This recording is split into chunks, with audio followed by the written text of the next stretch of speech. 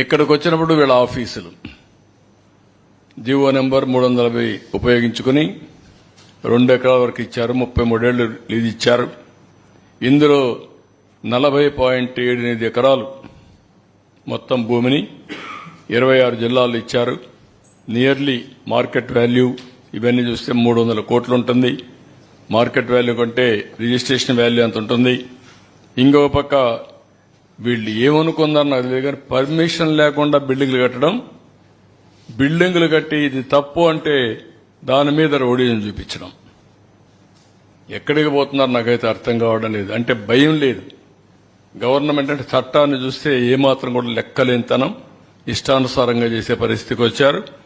ఇంకో పక్క construction in Tadepalli irrigation department చాలా స్పష్టంగా చెప్పారు, ఇది ఇవ్వడానికి వీలు లేదు అని చెప్పినా వైలేట్ చేసి ఇచ్చే పరిస్థితికి వచ్చారు. నెక్స్ట్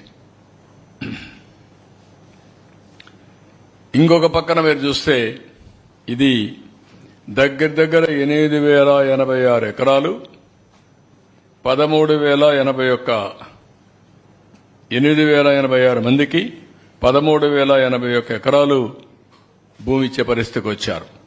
దీని వాల్యూ మినిమం 1,300 కోట్లు ఉంటుంది. పేదవాళ్లకు చెందవలసిన భూమి వైఎస్ఆర్ కాంగ్రెస్ జిల్లాలో 3,357 మందికి 5,796 ఎకరాలు, కర్నూలులో 856 మందికి 1,145 ఎకరాలు, అనంతపురంలో 3,471 మందికి 5,554 ఎకరాలు, అన్నమయ్య జిల్లాలో 84 మందికి 103 ఎకరాలు, అదే మరి నంద్యాలలో 318 మందికి 483 ఎకరాలు. మొత్తం కలిసి మీరు చూస్తే 8,086 మందికి 13,081 ఎకరాలు, 1,300 కోట్ల రూపాయలు మినిమం.